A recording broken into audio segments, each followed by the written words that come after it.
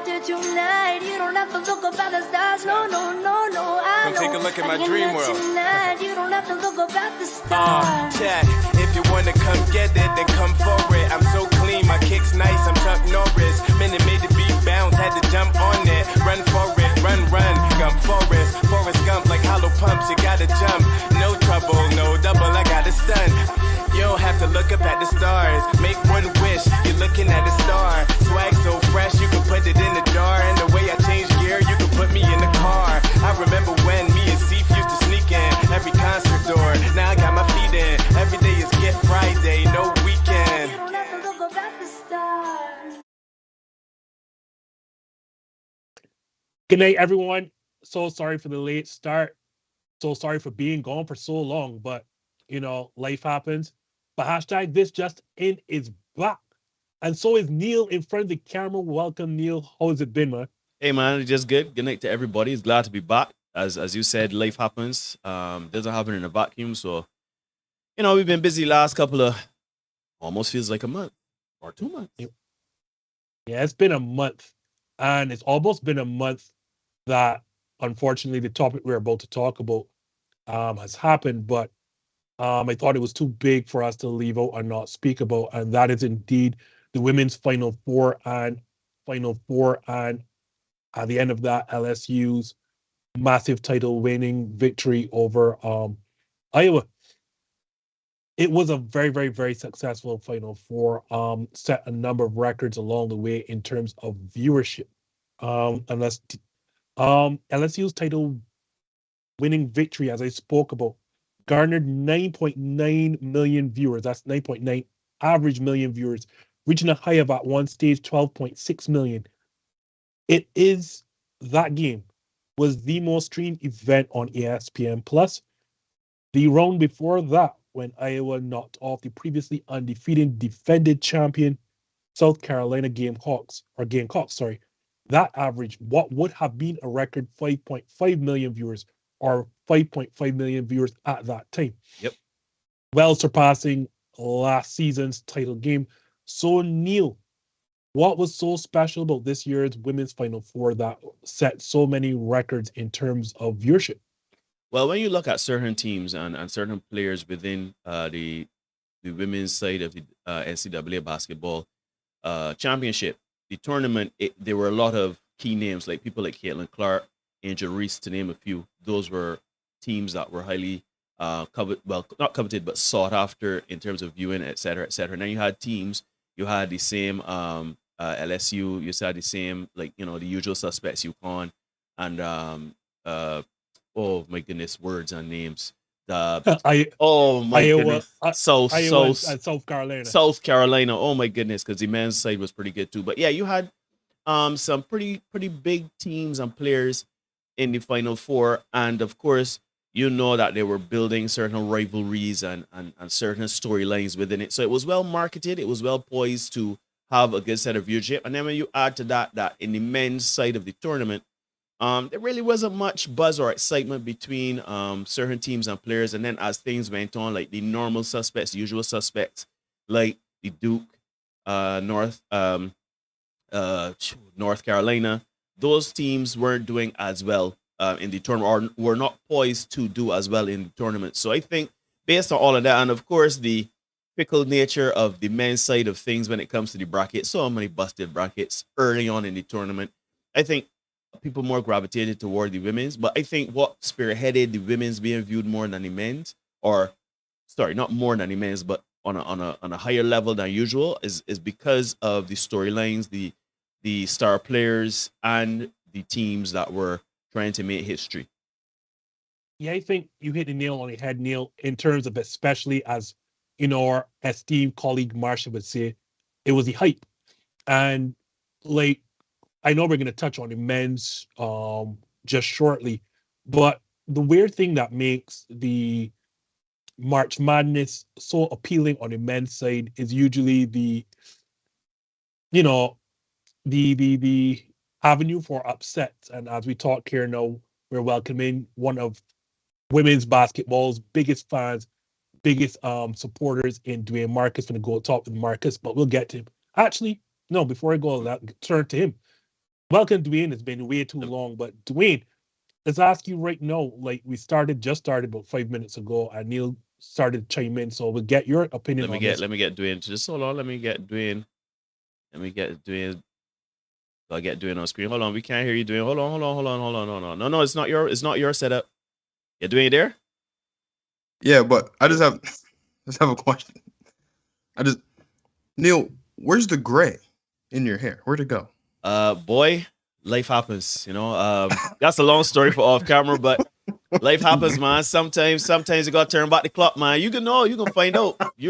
Man. Sometimes you just gotta turn back. R. Kelly had a song, If I Could Turn Back the Hands of Time. If I could turn. Just a minute though, Neil, you are not currently appearing on screen in terms of the stream. Yeah, working on it.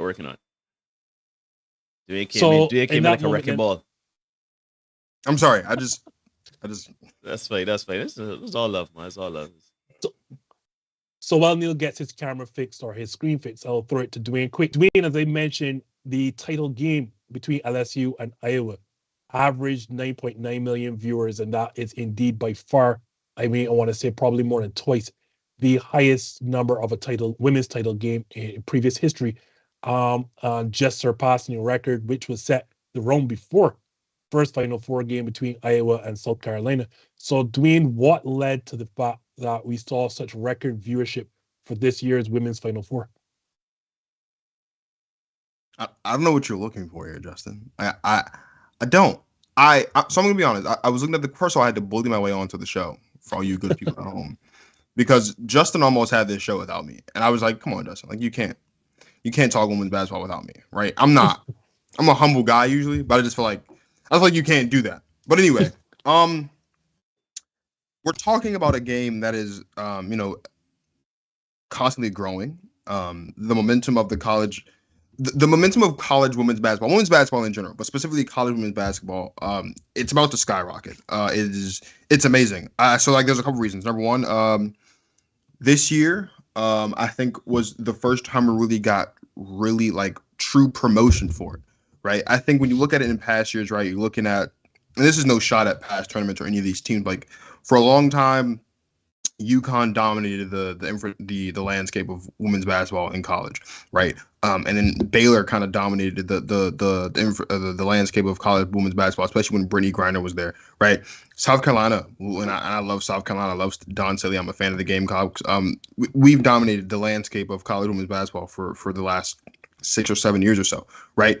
But what we have now is we have so many talented ladies across the country, right? They're not just migrating to these powerhouse schools, right? You got Angel Reese, who transferred from Maryland to LSU. She's only a sophomore because of the COVID year. You've got Caitlin Clark, who is in Iowa, obviously, right? You have some of these ladies how they came out of the draft. Like you had Diamond Miller also. She was in Maryland this past season. You have other players who are hurt right now, but like Paige Beckers is in UConn, and she's been dealing with injuries the past couple of years. Like when she comes back, she's going to be right back at the top. Like you have so many talented ladies across the country. And the parity of women's college basketball is so much greater than the parity in men's college basketball. That's one of the reasons why me personally, I think women's college basketball is better, right? Aside from the fact that just because of the draft rules that are in place, most of these guys, when they're going off to college, to the Dukes and to the Kansases and to the Kentuckys of the world, they're going for 1 year and they're going to and they're up to the league, right? Nothing wrong with that. But the woman is much different. We see these ladies usually for 4 years because that's just how the rules are in place for the WNBA. And while there are a lot of us that think that these WNBA draft rules should be changed to give these ladies a quicker opportunity to get into the league, now with NIL and with the crazy amount of money that exists there, now it doesn't matter that these ladies aren't really able to get into the draft until they're 22 years old, because you get to see 4 years of these really talented girls play basketball at a really high level. You get to see exciting matchups like Iowa and LSU. You get to see exciting matchups like LSU and South Carolina. I forgot to mention Stanford. Like Stanford's been a great basketball club as well over the past decade or so. Like the parity of women's college basketball has increased over the past couple of years with the transfer portal and with just general commits in general from high school to the next level. And because of that, like all of us as women's basketball fans, we've been saying the same thing for the past 2 or 3 years. If you give women's basketball a chance, we will show you why we love it so much. And this year, ESPN gave women's basketball a chance. They own the rights to the college tournament. There's a lot of people like, why is there so much news on ESPN about the women's college basketball game? That's because They own the rights to the tournament. They don't own the rights to the men's tournament. CBS does. You want to know about the men's college? You want to know about March Madness for the men?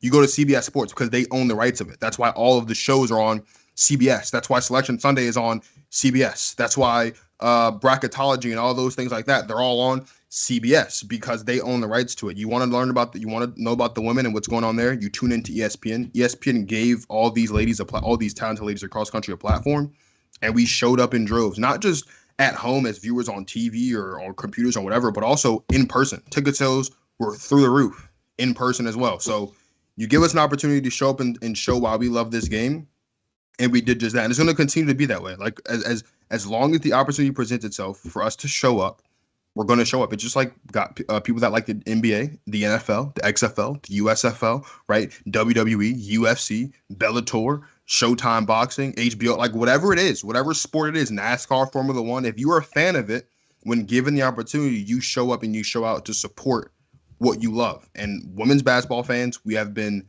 clamoring for opportunities to show up and show out for the sport that we love. We were given the opportunity over this past spring, and we did exactly what we said we were going to do.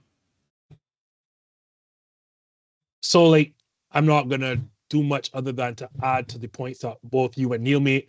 Other than to say, first thing first, like, you're correct, Dwayne, they were given the opportunity. And in that, for the first time ever, the game was shown on ABC. So, no, not only are you targeting sports fans, but the average person who has ABC was able to, because when I moved here, I realized that ESPN is not a staple in everyone's household, but ABC is. So when you put a game on ABC, you're going to realize that you're opening viewership to such a huge audience. On top of that, what I realized was such a great trick for them is that unlike the men's game that started at Monday night so late, I think 9:20 Eastern, the women's game was on at midday or around noon, again on ABC, which opens up again to a huge audience, wider viewership. And that partly leads to, the record viewership numbers. But I also want to add, again, as I said, to quote our esteemed colleague Marsha, it was the hype. And the hype built around the storylines. And again, I'll get to the men that the men didn't quite have. So y'all mentioned the names. First, let's start with the semifinal, or what we could term as a semifinal. You have Caitlin Clark, easily this season's best collegiate female player. About easily, but she was up against. She won the award for it, but yeah, I thought she was easily the best female player in the country, and then going against who ended up being the number one overall pick in Aaliyah Boston, on a previously undefeated South Carolina team that was reigning champs.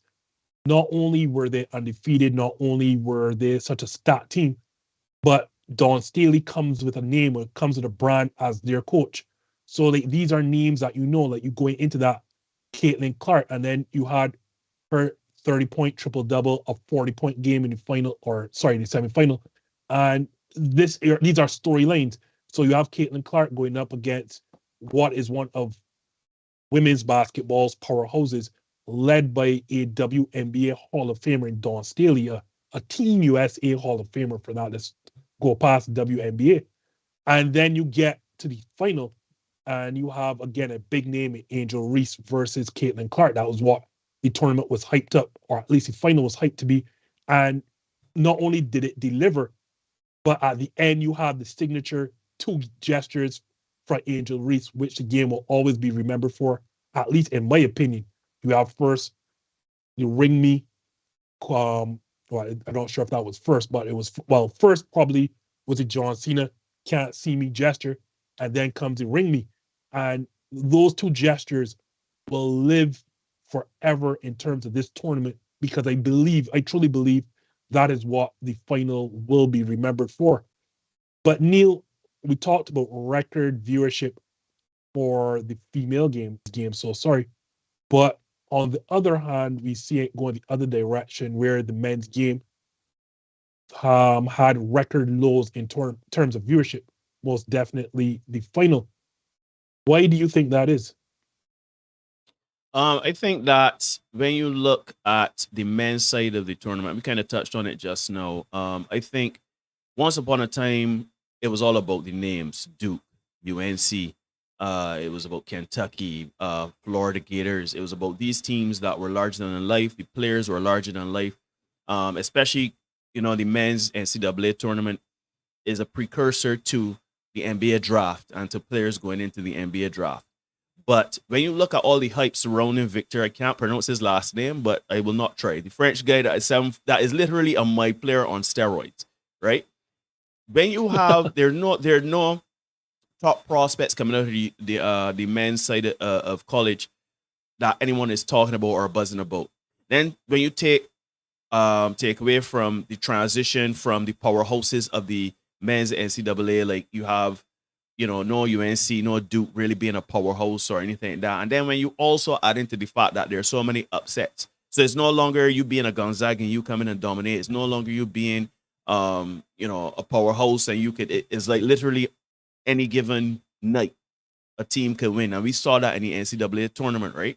So I think that a combination of the fact that the women's side of things were more interesting and the men's side of things having kind of like a lull in terms of prospects going into the NBA and declaring for draft. Like honestly, outside of Victor, what's his name? I know. Yeah, That's what they said. When you have such a player coming into the NBA that everybody's talking about generational, he's going to transcend the game. He's a unicorn. He's essentially next. He has the hype going into it, almost like Zion Williamson a few years ago. Nobody's looking stateside to see what is going on. I can't tell you any real big prospects coming out of the men's side of the NCAA tournament that I can say they're going to be a big name or a big prospect in the NBA come June when they're drafted. So I think all these things create a perfect storm for the men's side of things dipping. And as Dwayne said, that's fine because it gets to showcase the women's side and the talent of what's going on. We can get to it a little further into it, but I love that banter. You can't see me and Caitlin Clark getting in people's faces. Just so you know, basketball competition. We love that. I love that. It shows that it has great. It's not just ladies putting the hair back in one and playing. It's literally for stakes, and it's not anymore about a trophy or just to say that you finished the season in a particular fashion, but it's about pride. And I love that. So all these things created the women's side going up, as we just mentioned, and now the men's kind of being on a slight decline. So to give further context to what I was asking, this year's final between UConn and San Diego State, well, it did average 14.69 million viewers. That is a 15% drop off from last year's final between Kansas and North Carolina, which averaged 17.05 million across TBS, TNT, and True TV.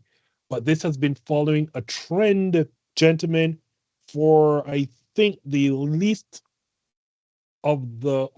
four least watched men's title games have happened since 2018. So Dwayne Marcus, why do you think this is? Men's college basketball is boring. I'm not saying that as a women's basketball fan. I have been on record as saying that if you love basketball, which I do, you love all types of basketball, right? I said on my show at some point, what day was that? I think that was Wednesday or Thursday, it was Wednesday last week, I believe, when I had my show talking all things with basketball. I was like I love the NBA, right? Because I love basketball. I love the WNBA because I love basketball. I'll watch men's college basketball. I'll watch women's college basketball. I'll watch midgets play basketball. I'll go to the Y and I'll watch the. We can't use that term. No, what's the correct term? I'm sorry. I didn't mean to be this. I think it's. Is it little I think people? it's Little people. Okay, I'm sorry. Little people. I'm sorry. I watch little people play basketball. Excuse me. Justin likes to be politically correct when he wants to be, but yeah. But like, but the point is, like, I'll watch basketball, but men's college basketball is no longer exciting. That is just the reality of the situation for a number of reasons. Number one, there are so many different alternatives that we've seen come out over the past couple of years from men's college basketball. Right? We do this what if thing all the time with like, what if LeBron went to college? What would that have looked like? What if Kevin Garnett went to college? What would that have looked like? What if Kobe went to, like, what if LaMelo Ball went to college? What if Jalen Green or some of these other guys that came like from the G League or came from, what if Luka Doncic went to college here and not just come straight out of Slovenia? Like, there are so many more alternatives. There are some of our international players who come straight from the country that they played professional ball in from the time they were 15 years old, like a Luka Doncic. You have other players, like I mentioned, like a Jalen Green a couple years ago, or like Scoot Anderson this year, who are coming into the draft from the new G League Ignite team, which is basically like the draft team. Everybody on that team is pretty much going to be in the draft. You've got guys like, again, and we're seeing that again with Victor Spanky Mama. He's coming from France, right? Like, so there's a lack. This man on a roll today. There's a lack now of, like, usually there was a time, I'm not that old, but there was a time not that long ago when like every major high school prospect was going straight into college, whether it was Duke, whether it was Kansas, whether it was Kentucky, whether it was Baylor, like Villanova, whatever it was. And then we were all going to tune in to watch them play college ball for a year or two, tune into them in March Madness, because there was a time when March Madness meant everything. Like, not just for draft stock, but like for legacy. Like, Kemba Walker's NBA career hasn't necessarily panned out the way we all thought he would, but we'll never forget that shot he hit in Madison Square Garden. We'll never forget that. That is when cardiac Kemba was born, right? People talk all the time about how Melo's never won a championship, but we won't forget what he did for Syracuse, right? Yep. Bradley Beal hasn't had the best NBA career either, but we won't forget what he did in Florida, right? We won't forget what Dame did in college. We won't forget what KD did in college at Texas. We won't forget what a lot of these guys who went to Duke and a lot of these guys who went to Kentucky and Kansas and what they did in college, right? Winning a national championship used to be a really, really, really big deal for the men. And to a degree, it still is, but it's not the same, right? There was a time when like it meant something when Duke beat Kansas. There was a time when it meant something when Kansas beat Kentucky, right? And it's not that that's not still the case, but it doesn't feel the same, right? Like those powerhouse schools going at it in March Madness, like we were like, we can't wait to see Duke versus UNC in March Madness. We still love to see the Duke-UNC matchup, but it doesn't have that same feel, right? We loved it when Zion Williamson was playing for Duke in the national in March Madness, right? We love to see, to a lesser degree, RJ Barrett playing basketball, right? We love to see all these guys, De'Aaron Fox, Malik Monk, Karl Anthony Towns, like all these guys that are in the league now. There was a time not too long ago when them playing college ball, when them for the right to win a national championship, these are all NBA prospects. All of these guys are NBA prospects. You're going up against other future NBA prospects. That was almost as good as, as prominent as winning an NBA championship. Like that's what it felt like to a degree, because you're playing against NBA prospects. That was the chance. Like I can say, man, I led my team to a national championship, right? And what made it that much better was we knew, because of the draft rules, most of those guys were going to get that natty or play their hardest to get a natty. And then they were going into the draft, right? And teams would sit back and say, we want to see what this young guy can do and lead a team, because he's coming to us and we're not that good. And we want to know if he can be able to lead a group of young talent. And that's what a lot of that had to do with. That is what the women is now, right? Aside from the storylines, aside from all the big names, aside from the powerhouses and the parity, like, again, one of the reasons I love women's college basketball, they're there for 4 years. You get to see these ladies for 4 years develop their game. You get to see them become even better each and every year, right? The storyline isn't just, well, you're the best team on one of the best countries in the nation, or one of the best teams in the nation, and in a couple months, you'll be heading off to the draft. Like, no, it's like the story of the freshies. When you look at South Carolina, right? They come in their freshman year, they play great ball, they fall short. They come in their second year, they play great ball, they get a little bit closer, they still fall short. They finally get that brass ring, win that championship. Their junior year, last year, they come back this year, their senior year, they go undefeated and they fall short to the one-woman show, Caitlin Clark. That means so much. You know why? Because now we're looking at Caitlin Clark next year. We're saying, man, she knocked off South Carolina pretty much by herself, the juggernaut that is South Carolina, with Aaliyah Boston and Zia Cook and all those talented ladies. Fell short to Angel Reese and LSU. Right? She's going to come back. That team's going to be a little bit better. She's going to be a little bit better. Now let's see if Caitlin Clark can win a championship. Let's see if Paige Beckers next year, now if she can stay healthy, can win a championship. Right? Let's see what Notre Dame looks like now that they've added all the talent that they've brought in. Women's basketball has so much more continuity, and that's exactly what we like to see in the NBA, in the NFL, right? In the MLS, if you're a fan of the MLS, in Major League Baseball, right? Let's see what Josh Allen can do this year now that they keep getting a little bit closer, right? Let's see if Steph Curry and the Warriors are still in that dynastic run, or if the rest of the league has caught up to them, right? Let's see if Jason Tatum and the Celtics can get over the hump this year and get the job done, whether it's against the Warriors or not.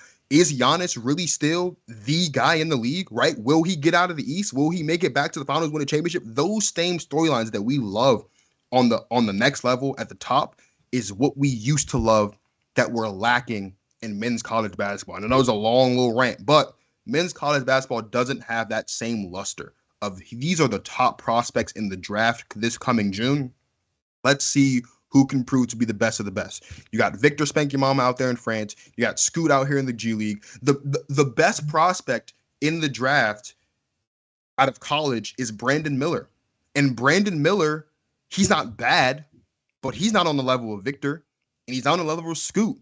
And if I'm being honest, a lot of that has to do with the fact that he hasn't had an opportunity to go head-to-head with elite NBA-ready talent, because all the elite NBA-ready talent are going other places because there are now more paths to get to the league than just a year or two in college, and now off you go.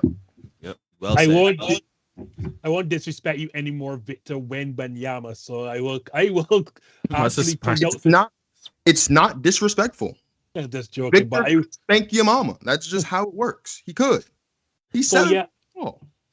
I will agree with you all and add further. So yeah, there's a situation though, like, and we figure at some point the one and dones may or would hurt college basketball at one point. But I think the biggest issue is what men's college basketball has prided itself has also seen its destruction, in that we watch March Madness for upsets. Part of the problem, though, is when you have all these upsets happening in one tournament, you have lost a lot of the teams that carry a particular level of viewership, of following. Like, whether we like it or not, people turn on to watch Duke. People turn on to watch Kentucky. People turn on to watch UNC. People turn on to watch Kansas. And when you no longer have none of these blue bloods in the Elite Eight, far less the Final Four, like, what are we turning on for?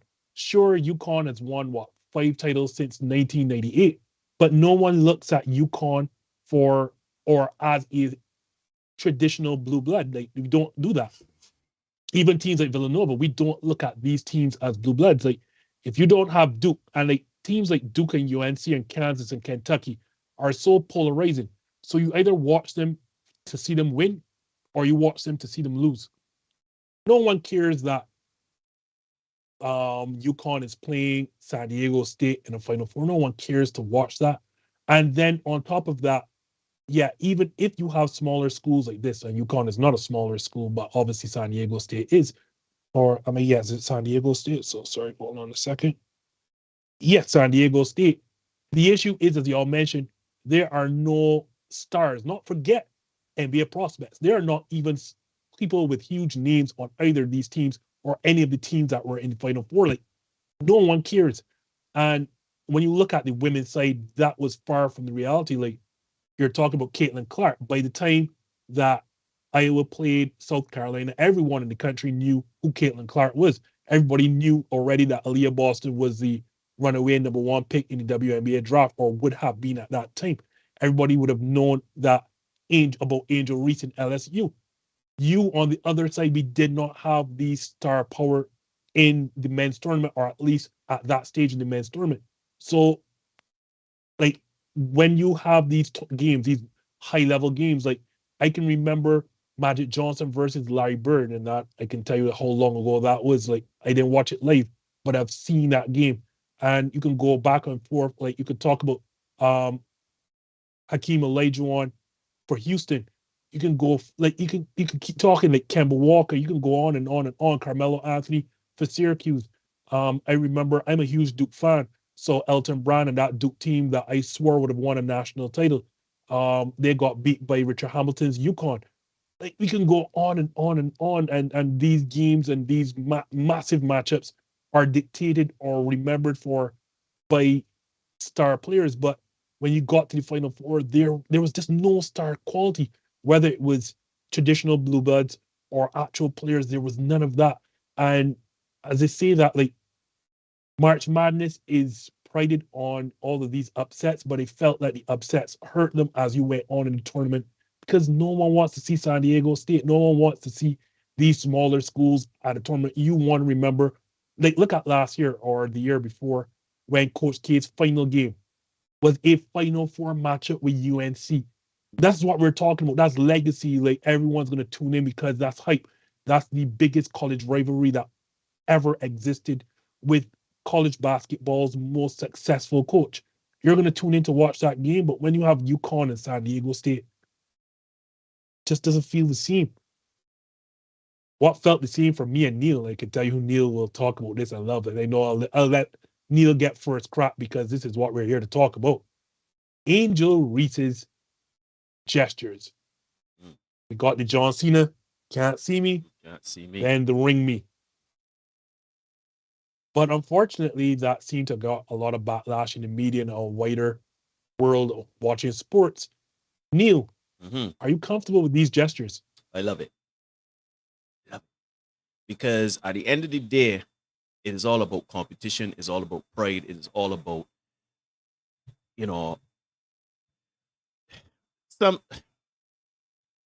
it's so many things wrapped up into it, right? It's respect. It is, celebration. It is emotion coming out. It is pride. It is the whole gamut of emotions coming out. For example, I think all three of us would have played sports at some form or fashion at some level, respectively. And, there's nothing better than one, winning the whole kit and caboodle. Two, beating a rival, right? And three, being on a national stage or a stage where everybody looking at you, right? Like you're filled with emotion, you're filled with the adrenaline, and it shows like, yeah, I've beaten you. And I just love the raw emotion of, yeah, you can't see me or ring me. Yeah, give me my ring. Put a ring on it. You know what I mean? I love that. I love the emotion. I love when players show emotion. And we've seen it across other sports where over the years it's trying to be toned down. We see it in the NBA where somebody got technical the other day just for passing the ball to the ref in a manner that he deemed unsportsmanlike, right? And then in the NFL with their celebrations, et cetera, et cetera, et cetera, like I think there should be a space for players to express themselves, especially if you have achieved your goals, especially if you have silenced critics and doubters and you being compared to another player and you've bested that player, right? Like, I don't know, I remember a lot of people used to say Kobe Bryant was an arrogant person. I don't like Kobe Bryant as a player because he's arrogant. Hey, like, shoot, if I had Kobe Bryant skill, if I had an eighth of Kobe Bryant skill, y'all won't want to talk to me because I put in the work. I am putting in the work. I'm achieving success through hard work and dedication to my craft. I make it look damn good, easy, and sexy and stylish. Hell yeah, I can brag and I can show off and I can like, yeah. No, of course, if you do it to the extent as Zlatan, where you refer to yourself in the third person and refer to yourself as being a god, that's different. But I think there's something to be said for players showing their emotion, particularly in spaces and in a time where you have achieved your goals and you have beaten rivals. I love it. I love it. Justin, I can remember back in the day we used to play basketball. Shoot, it was in a fancy. It definitely was a 4-on-4 competition in a bespoke place in Barbados. We were playing at 12 o'clock at night. And trust me, whenever I won, trash talk for like the next week. If you won, trash talk for the next week. So I have no problem with it. Once you're not being disrespectful, once you are not being physical, once you're not coming over as being like mean-spirited or, there's some elements of gestures and celebrations in sports that I'd be like, all right, that's a little too much. But once you're not disrespectful, like to me, you can't see me. Shoot. I love it. I love it. I love it. I'm glad you brought up Zlatan. I hope that you're watching Ted Lasso, especially this season. I need to start watching it. You mentioned Zlatan, right? And they have parodied this player. They have basically have a Zlatan type player, and it is clear that they mean Zlatan.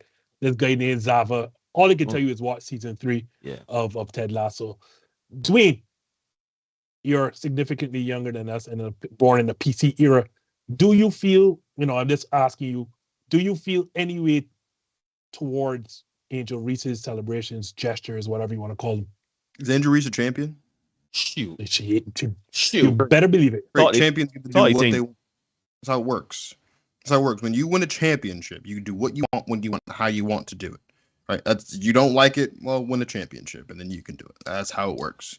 Right? We Asia Wilson was very drunk at the press conference after we won our championship this last year over the Sun, right?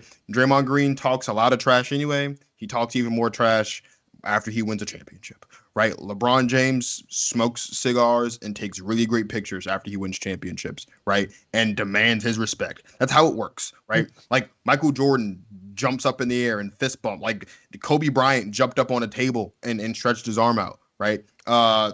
Kevin Garnett yelled out anything is possible. Do you know what I mean? Tom Brady yells LFG every day, like before the game even starts. So there's that, right? Like this is what you do. When you win a championship, when you are winning in a heated game, championship or not, sports are emotional, right? That's how it works. Like in between those lines, that is when players let it all out. And sometimes it gets chippy, right?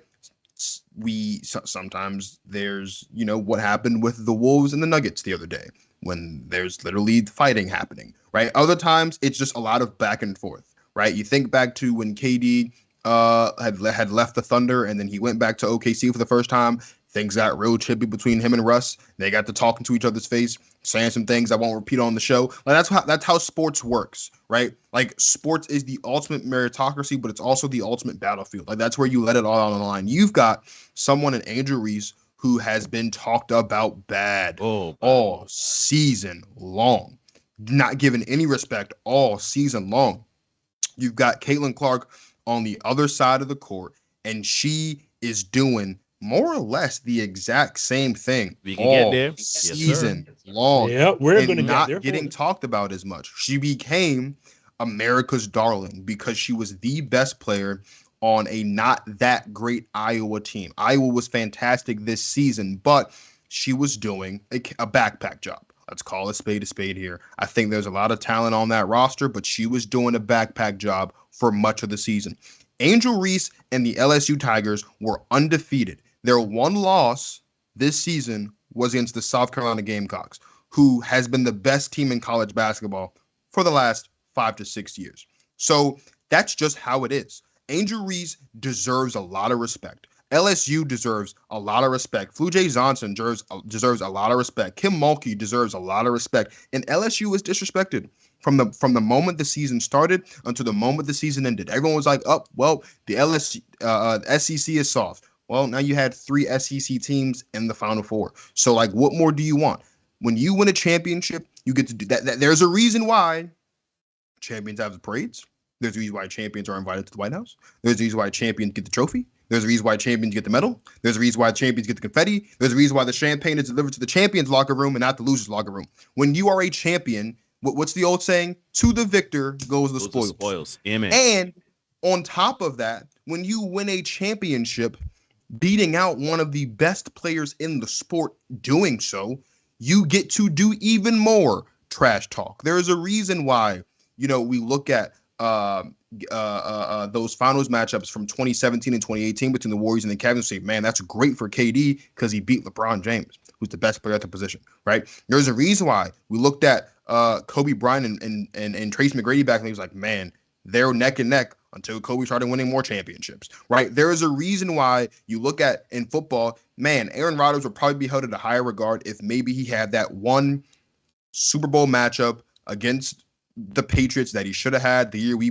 allowed 15 points in 44 seconds to the Seahawks, or even those playoff games against the Bucks when Tom Brady went to the Bucks, right? There is a reason why we look at it, and we look at the rivalry of Pat Mahomes and Joe Burrow, the rivalry of Pat Mahomes and Josh Allen. We say, man, this means so much more because these are the cream of the crop at the position and they play each other often.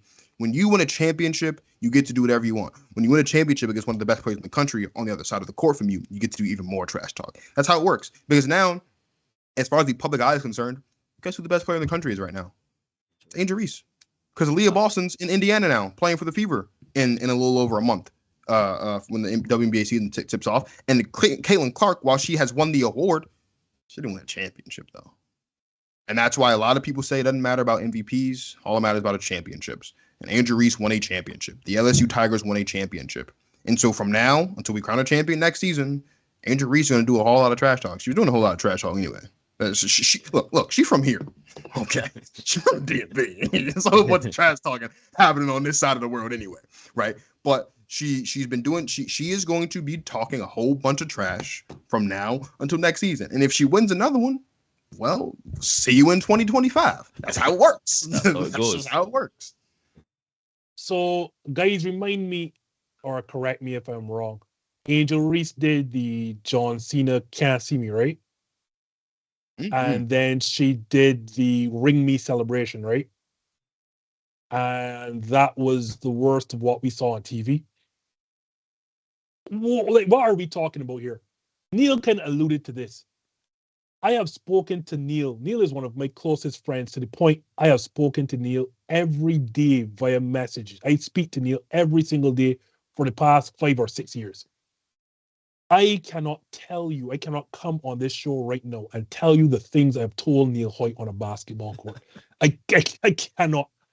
Like, the things I tell, Neil is laughing because he can remember. Yeah, boy. The things I have told Neil, the things I have told people in competition would make my mother blush right about now. Like, I wish that somebody would tell me I was disrespectful or classless, or as Keith Olbermann said, an effing idiot for doing a Ring Me celebration or John Cena, like, Can't See Me.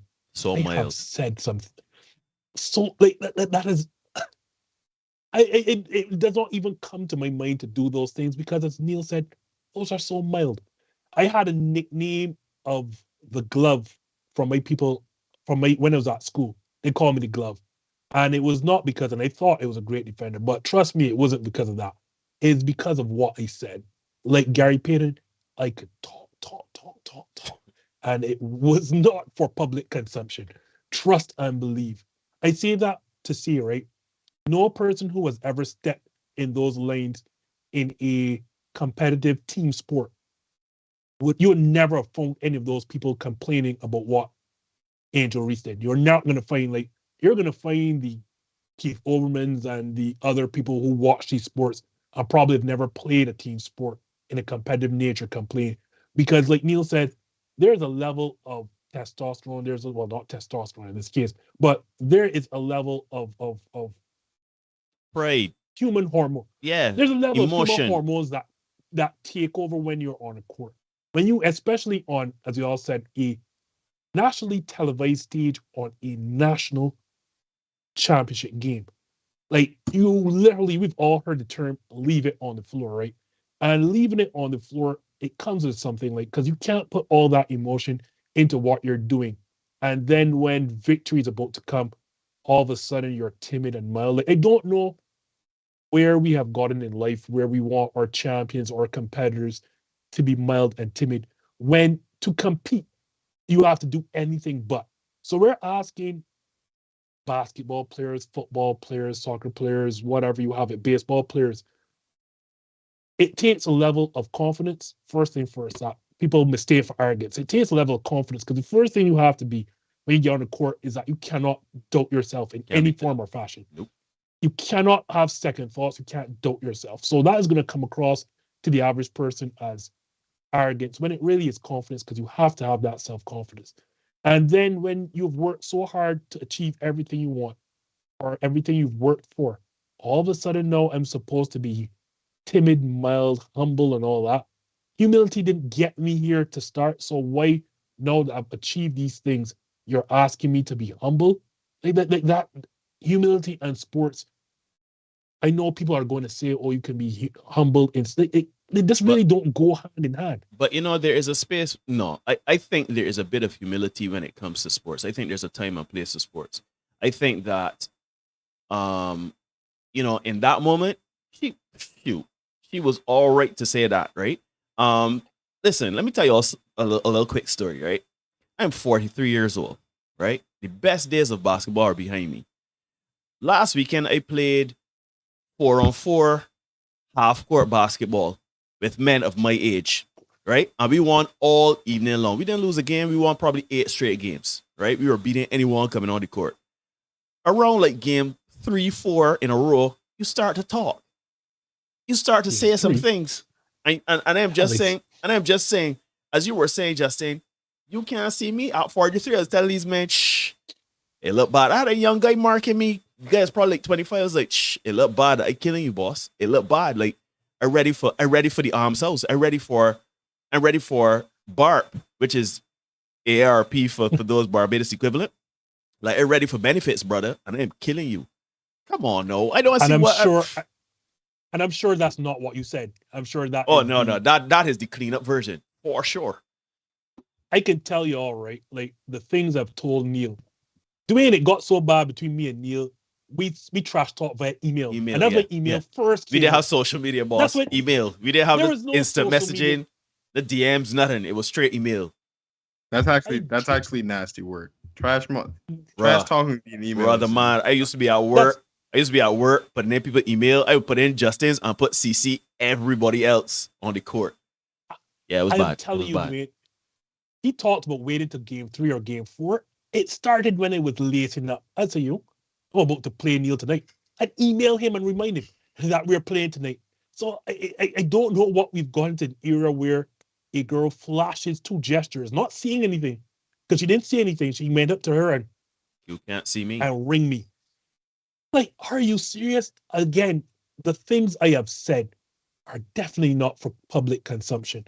But I can go on and that. Gentlemen, and Dwayne, I'll start this time with you. On the flip side, as I said, there was some backlash. And as I said, Keith Oldman being the worst of the lot, calling Angel Reese an effing idiot. And yeah, don't have to tell you what effing really stands for. And there were some equally worse or equally as bad sentiments about her. Do you believe, considering that Caitlin Clark, the game before that against the Gamecocks, did the same John Cena celebration without the backlash, do you think the words sent Angel Reese's way were of a racial nature?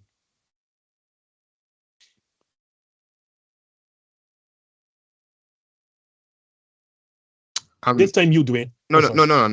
I'm usually hesitant to pull the race card because I think that's just like the go-to for everything now.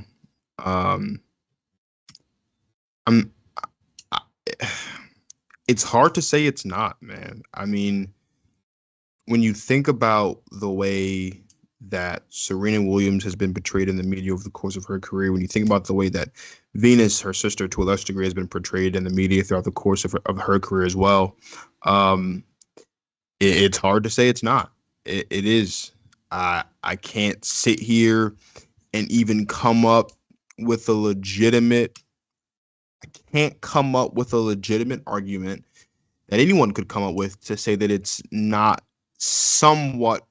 I won't say it's the sole purpose of it, but I can't think of any argument that anyone could make to say that there was no racial undertones involved when you consider that this was the narrative surrounding Angel Reese all season long. Just was. I mean, she was labeled a lot of things over the course of this year. Not one time was she credited for how great she played basketball this season. Not one time was she given her respect for leading this LSU basketball team throughout the course of the season. Like, it's hard not to say that this isn't a racial issue, because any negative thing spoken about any African-American athlete usually is a racial issue. That is just the fact of the matter. There was a time not too long ago when basketball players were referred to as thugs. There are still some people today who refer to basketball players as thugs. Right. Like, we are talking about, this is the world we live in. We are talking about a society where African-American athletes do not receive their flowers and are not given their due respect at the same rates or for doing even greater things than their white counterparts. That is the reality of the situation, right? I've heard terrible things said about LeBron James. People have said terrible things about Michael Jordan. People have said terrible things about Kobe Bryant, Serena Williams. Like you mentioned, the Louisville, that was the person that said that. He was referring to the The Rutgers women's basketball team over a decade or so ago called them nappy-headed hoes. Like, that is the reality of the situation. That is what happens when you take it to football, when you talk about the way that analysts talk about and speak about African-American quarterbacks and how you never hear them say anything about the intangibles. You do not hear leading into a draft anyone say anything about an African-American quarterback's leadership qualities, their intellect, or all the intangibles until after they have proven themselves to be useful, right? Patrick Mahomes was not labeled a leader until after he had won a championship, right? Lamar Jackson still isn't considered a leader because he has not won a championship, right? Warren Moon, Steve McNair, they were not really considered leaders because they didn't produce at the level that people expect them to produce, right? If you go right now and you pull up, and this exists, if you pull up a graph, there's a graph that exists online. I believe it's on The Atlantic. The article's from maybe 10 to 15 years ago. It shows a word graph of the number of times certain words are used for certain athletes at certain positions on a football team. This exists. It's a real thing. I know it is because I spent my entire senior year studying this very topic. Like, I'd love to sit here and tell you that this wasn't a racial thing. I'd love to sit here and tell you that all people were just hating on Angel Reese. But here's the thing. If Angel Reese was white, hate to say it, they'd love her for it. They would love her for it. Oh, it's emotion. It's excitement. It's the passion of the game for Caitlin Clark. But when Angel Reese does it, she's demonstrative. She's a loudmouth. She does this. She does that. Look, I'll take it a step further. This isn't even just an athlete thing. This is a black people thing. Because let's call a spade here. The only difference between Skip Bayless and Stephen A. Smith is their skin color. And Skip Bayless and Stephen A. Smith, they're both loud. They're both demonstrative. They both say crazy things. They both are over the top. Only one of those two guys is labeled as such. And I'll let you guys guess who it is. Here's a hint. It's not the guy that works for Fox Sports every Monday morning. It's the guy that works for ESPN every morning. A guy in Stephen A. Smith who, say what you want about Stephen A. Smith and say what you want about ESPN or the landscape of talking heads in general. Stephen A. Smith is a hardworking man.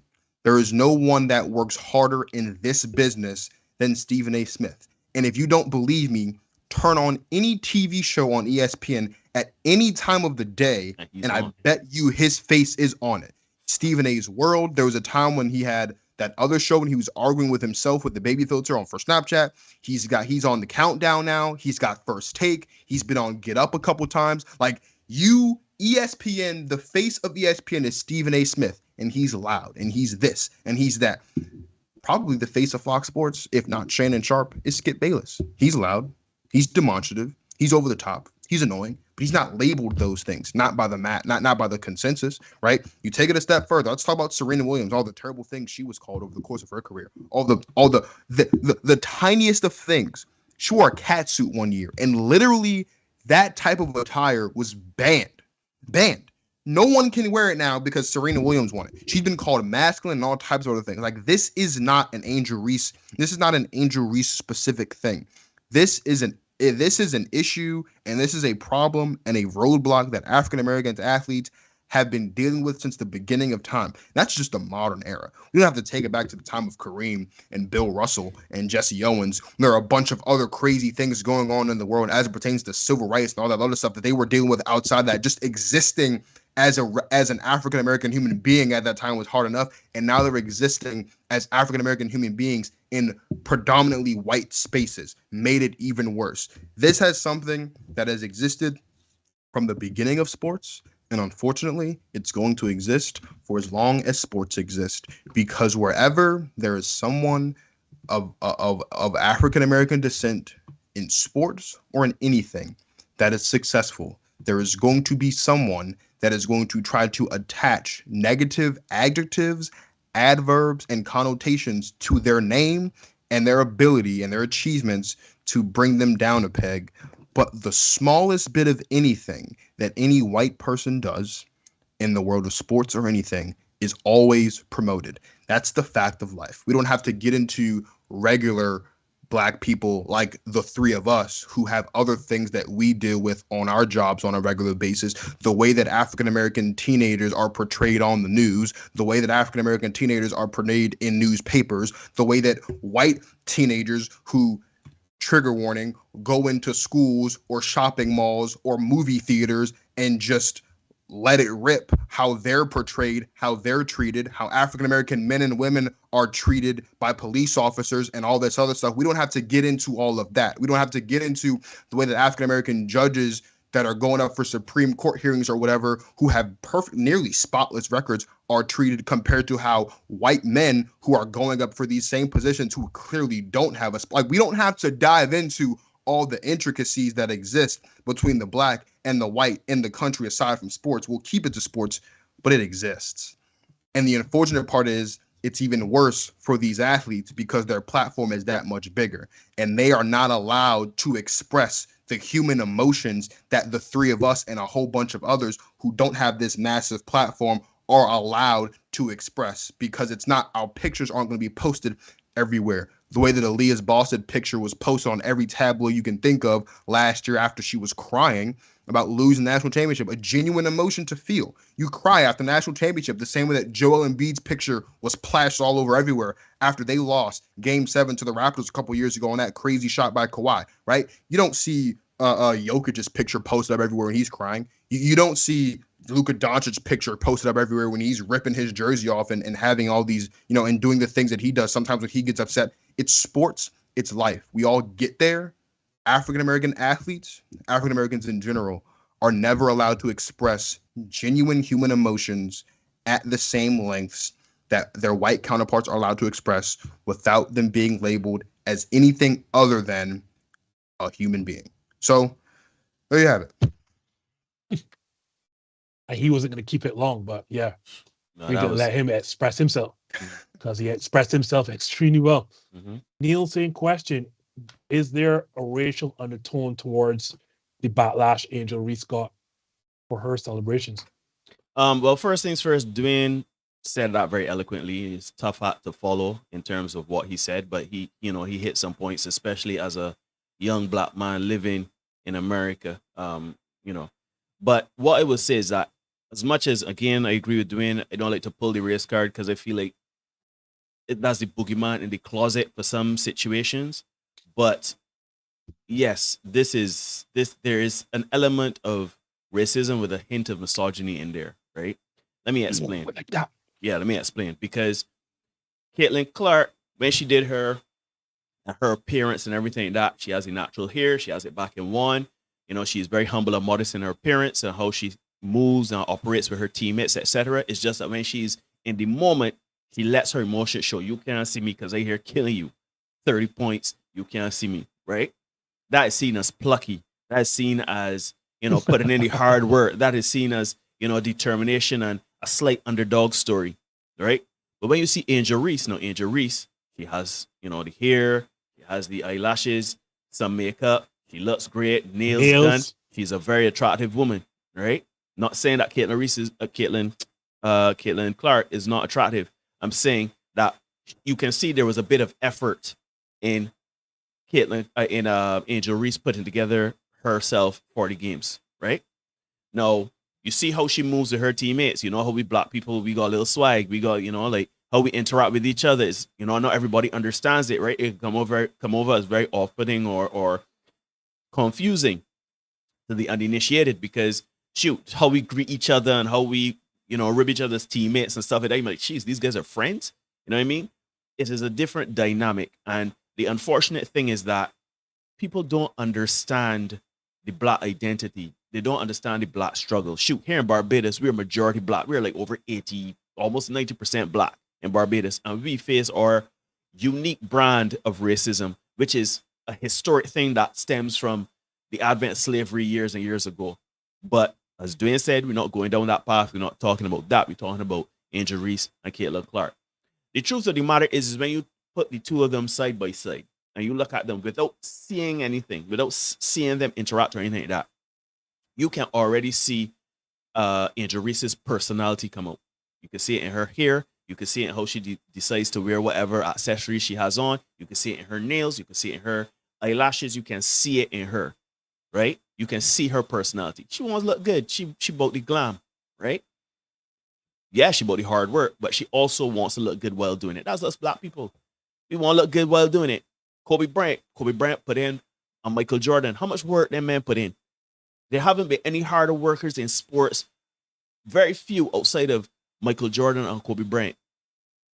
But you saw Kobe Bryant. Kobe Bryant had the afro, and Kobe Bryant had the little bop and the swag, and the rap and everything like that. Look at Allen Iverson, right? And the controversy that he brought up. You understand what I mean? But he was a damn good player. So it is almost like your expression has to fit in a box. And it has to fit in the box of plucky underdog. We're not caring about our appearance. You're just going to get the job done, right? There's no room or latitude for you to show masculine energy, one, and two, to show something that is outlandish. Shoot, what Angel Reese did, I literally was watching. I didn't watch the games now, to be fair. But when I saw the highlights, one night I see Caitlin Clark on Sports Center doing this, and everybody's like, yeah, 30 points, boom, boom, boom, boom, boom, boom, boom, boom, boom.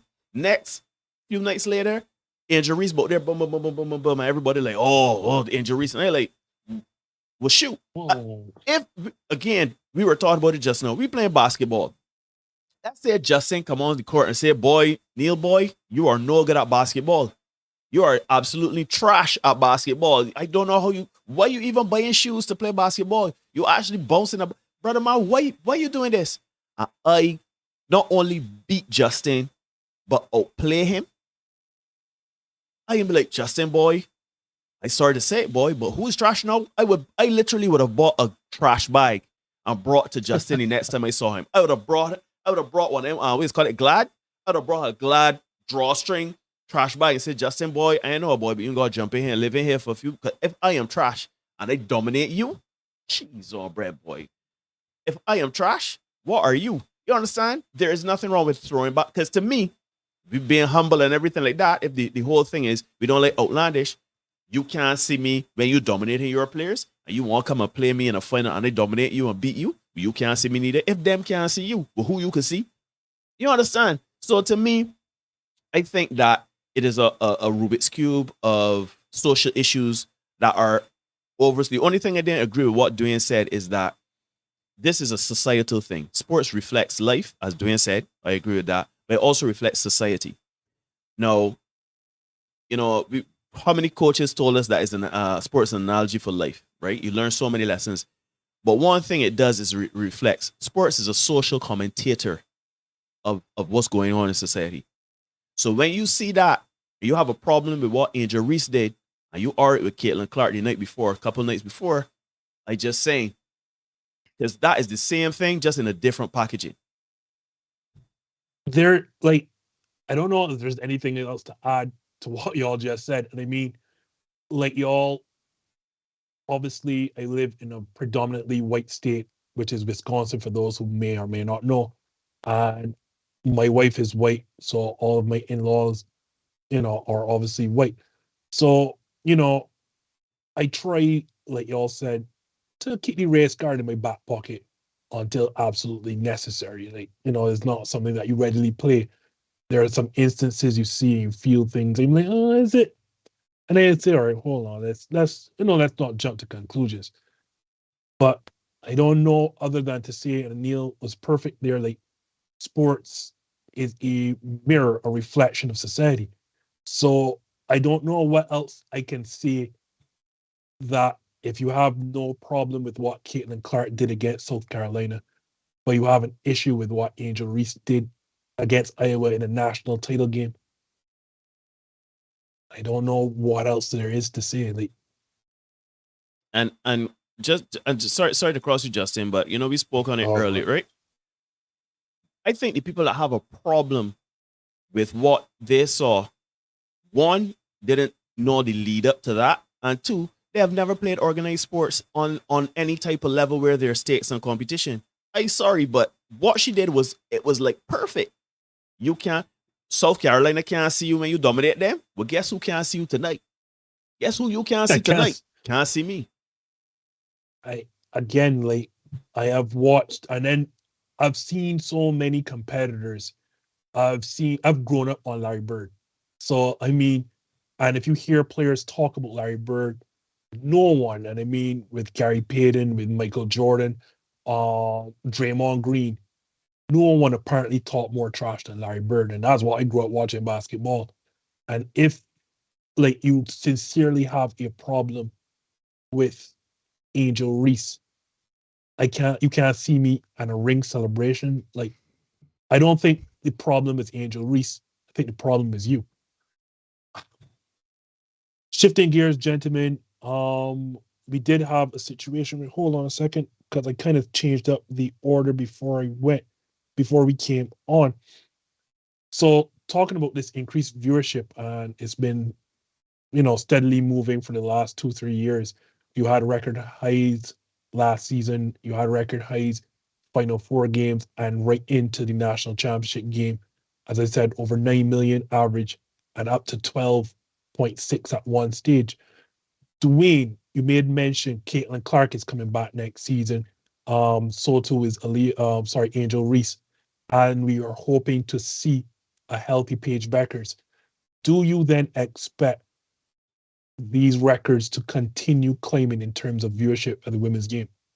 I mean, of course you have to, right? I think when you think about it, you've got obviously you've mentioned Angel Reese. Now you have all of these stories.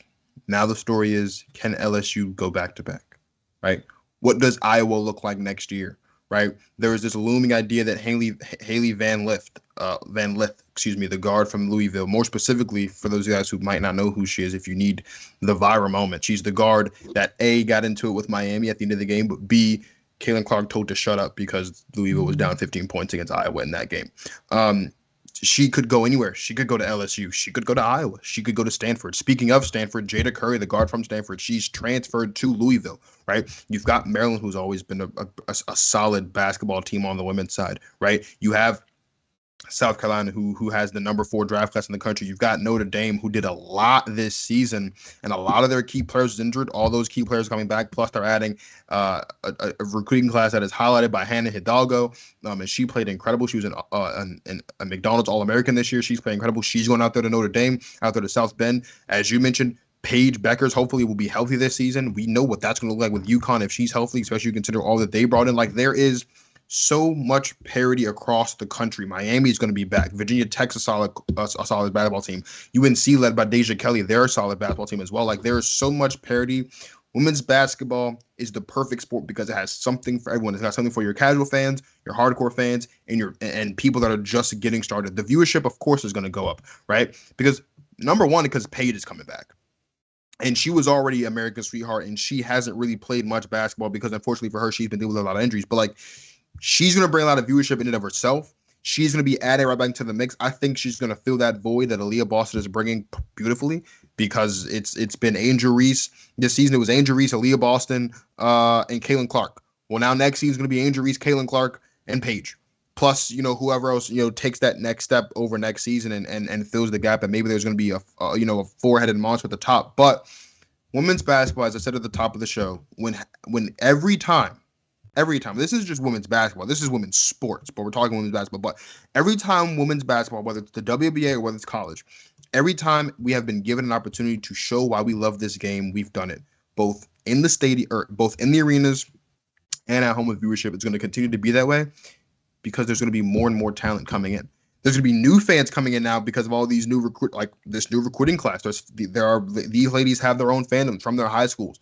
You know what I mean? They're going to be coming in, and these high schools are like, I want to watch this. I want to watch her, see what she can do. Some of these ladies that were recruited are from out of the country. The UConn has, I can't think of her name off the moment, but UConn has recruited one player. She's from Egypt. So that's an entire country that's more than likely going to be tuning in to watch just her play basketball for UConn. There is so much to love about women's basketball. Every time women's basketball, women's sports in general, is given an opportunity, the fans of women's sports are given an opportunity to show why we love women's sports so much. We do just that. It's going to keep going. Neil, same question.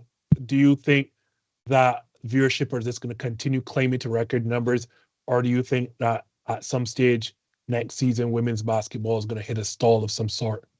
The only thing, because I mean, again, Dwayne is really on his game tonight. This is going to be one of them shows where we keep repeating each other. But the only thing I can add to what Dwayne is saying, the only thing that can probably challenge women's the college basketball would be the prospects going into next year. No, next year, LeBron James Jr. He is going to be coming into the NBA. I mean, I can't remember if he's committed. I think he committed. No, he committed to college. I can't No, remember. he's coming in. Is he? Yes, he's going into college next year. Right. Yes. So to me, that is the only thing, and the other draft picks surrounding that. There are one or two other guys that we're starting to see buzz around. That's the only thing that could challenge women's sports. But I think because of what we mentioned earlier and what Dwayne just said, because of the returning players, because of the storylines of teams and players and competition, and because there's a sort of like continuity and legacy, short-term legacy of players returning to college and trying to either get over the mountaintop or continue the mountaintop, I think you will continue to see the steady increase of viewers, because we all know American sports. We all know the viewership loves the underdog story. We love a comeback story. We love, beating the mountain, beating adversity and everything like that. And of course, Caitlin Clark, she lost. I know we are going to see her fueled to see what she comes back next year.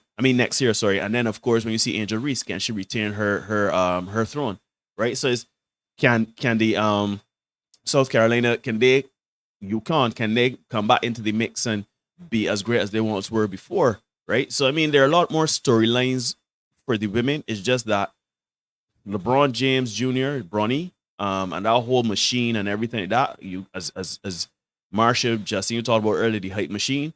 I think that can be a whirlwind tornado next season.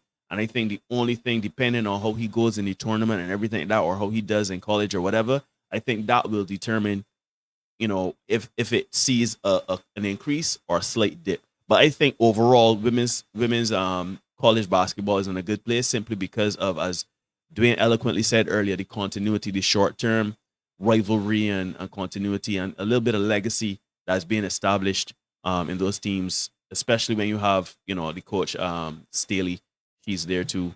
I just trying to fill time to make it seem like I'm smart at saying things, but Dwayne really just said everything that I need to say. So, Right. I won't repeat what Dwayne said because he hit the nail on the head. So I'll just add what drives sports and what Major League Baseball is now only finding out all these decades later is storylines and players.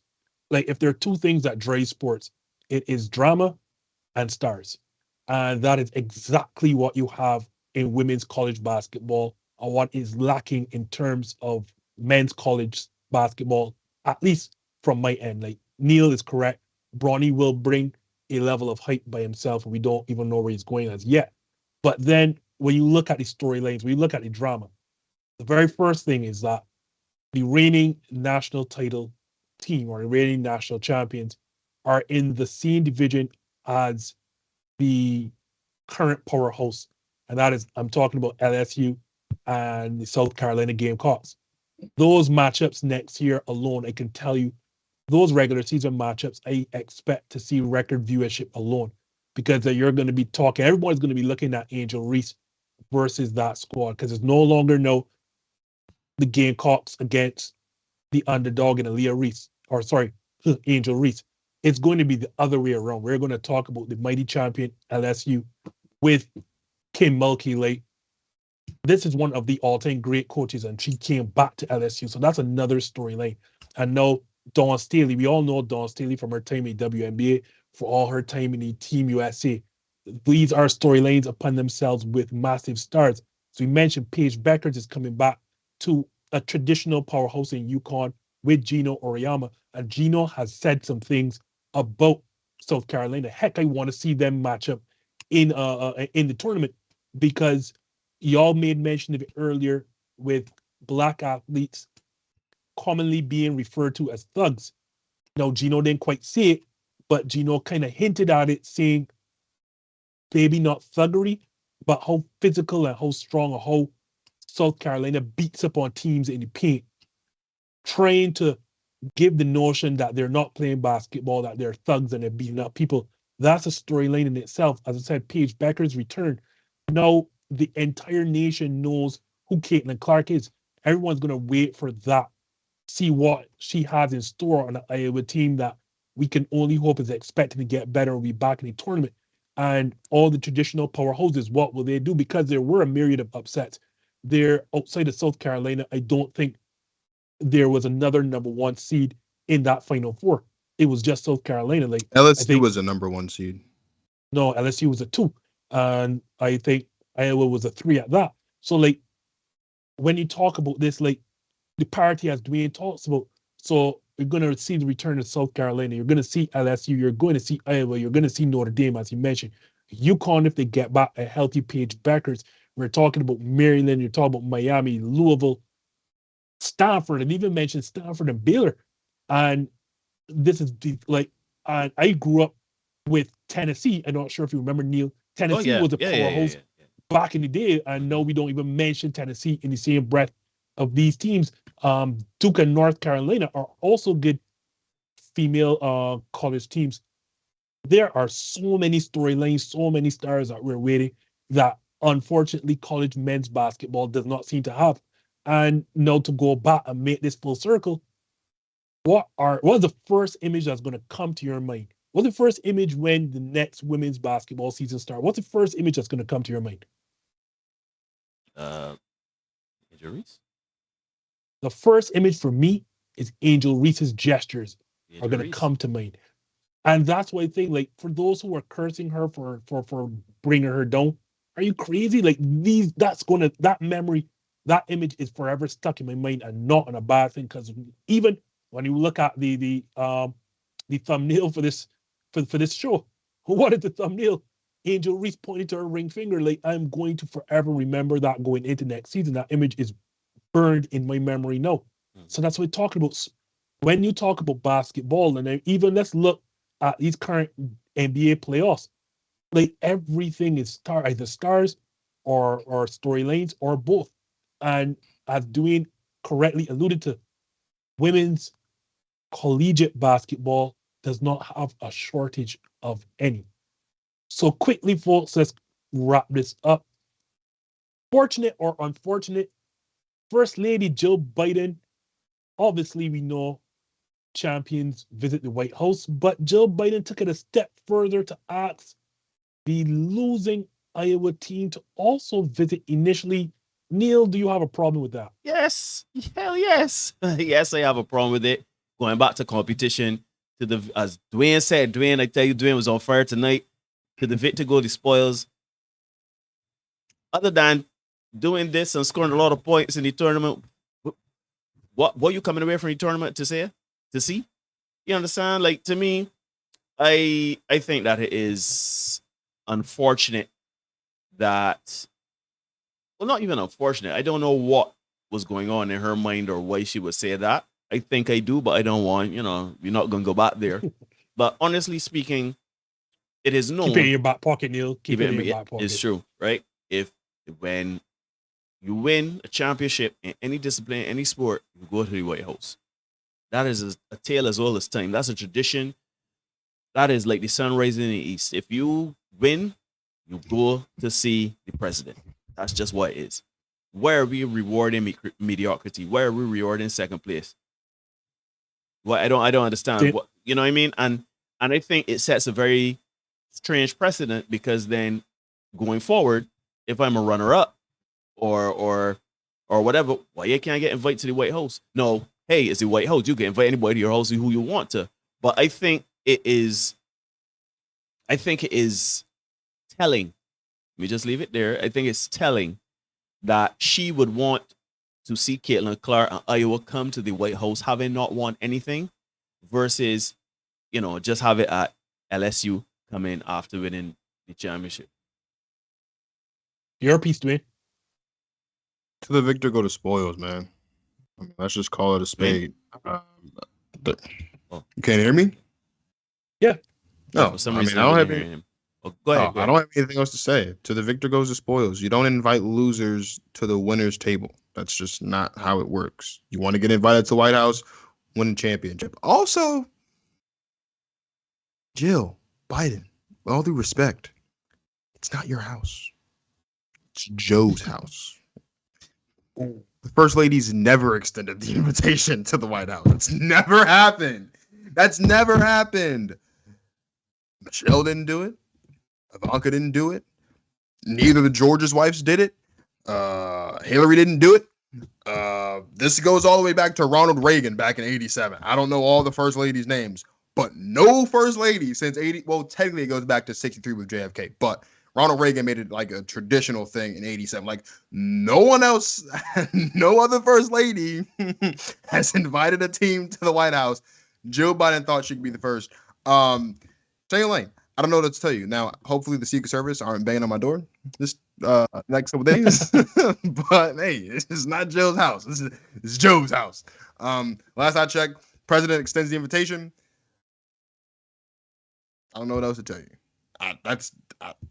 Losers don't get to go to the White House. That's why, like, the losers don't get trophies. Losers don't get parades. Losers don't get champagne carted to their locker room. Losers go home and they cry about having lost, and they figure out how they can win the next time around. And sometimes they don't even figure out the next time around. So they're just ultimate bridesmaids, like the Bills 4 straight years in the Super Bowl. I don't know what else to tell you. They didn't get it. Jim Kelly and those boys back in the day didn't get invited to the Super Bowl after the NFC East owned them 4 years in a row. It's not your house, Joe. But listen, I would be so pissed. I would be so pissed if I just lost a national championship or a final or anything, and I get invited to I would be like, nah, like, and to me, I don't know, like, sometimes you watch sports, right? And, you know, I wouldn't call myself a competitor on the level of Kobe Bryant or Michael Jordan or those guys, but if you playing with pride on the line and your skills and talent and bragging rights and all these things, if you are a competitor and you want to show your worth in a discipline, you telling me come and, yeah, we can just chop it up and this and that, next take some pictures, opportunity, and I did not win? Oh, hell no. Hells no. No. All I will say is,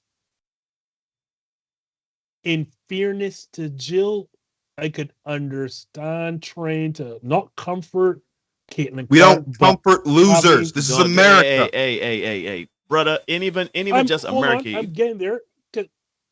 Cause y'all know me.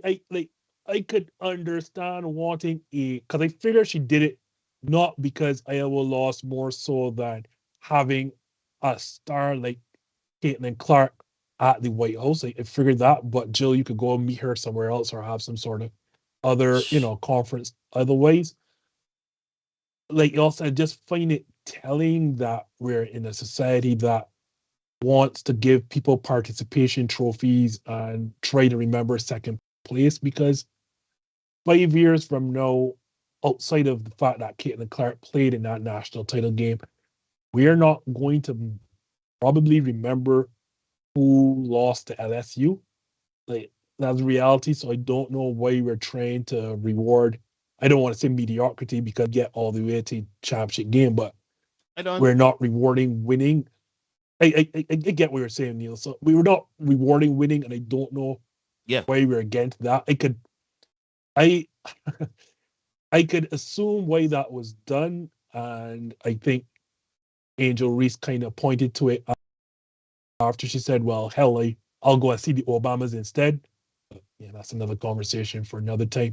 So, guys, we've been on here a bit too long, as usual, by shows hosted by me. So, Dwayne, tell the lovely people watching how to find you and what you got coming up next. Subscribe to the Give Us a Shot Network on YouTube, youtube.com/Give Us a Shot Network. It's home to some amazing content. Stuff about sports with Bert and Germ, JT and Don, All Sports Podcast with JT and Don. High Spots Podcast. I'm not exactly sure the name of the host. I haven't had a chance to work with them yet, but they're on there as well. And then Mike and Corey have the Divide live every Friday night on Fox Sports The Gambler. I think that's everybody. If I'm missing someone, fellas, I do apologize. There's a lot happening over there, so just subscribe. If you're looking for GOAT Talk content specifically, you can follow me on Instagram, Twitter, TikTok at GTP Marcus. But more importantly, though, just please subscribe to the Give Us a Shot Network YouTube channel. That's where you find all my stuff and all that amazing content as well. Neil, same thing, because a lot of people don't know you don't do just hashtag this just in, but you do so much other stuff. Yeah, so thanks a lot again, Justin, for letting me out of the dungeon. that I could come in front of the camera. And Dwayne, it was always glad to see you, brother. It's been a long time. So apart from checking out Dwayne's content and what he's doing, because Dwayne is on fire. I mean, even when he was politically correct, he was on fire. Spank your mama, jeez, right? So what I do apart from this space, producing this Justin every Monday, I also do the Senate podcast, which is every Tuesday and Thursday. We go live at 8 p.m. where we talk about love, life, and relationships from the perspective of Black Caribbean men. So you could check that out. And then within that sphere of the Senate podcast, we do some shorter content, have some discussions and everything like that. We are meeting some milestones. We have 200 live streams. We have over 500 subscribers. We get in there. We feel like we're making a breakthrough. So check us out every Tuesday and Thursday, Barbados time, 8 p.m. And give us a subscription, because we don't only have live streams. We have conversations about anything. We react to things in society when it comes to love, life, and relationships. And we also try to get to the disconnect in the Black community between men and women. So give us a look up. As you all said, subscribe, give us a look at, give us a shot network. More importantly, go talk with Marcus. And then after that, the Senate podcast. Like, on top of that, Neil also forgot his BMC, Bad Movie Crew. Also give that a follow. And when you're done, if you haven't subscribed here, please subscribe.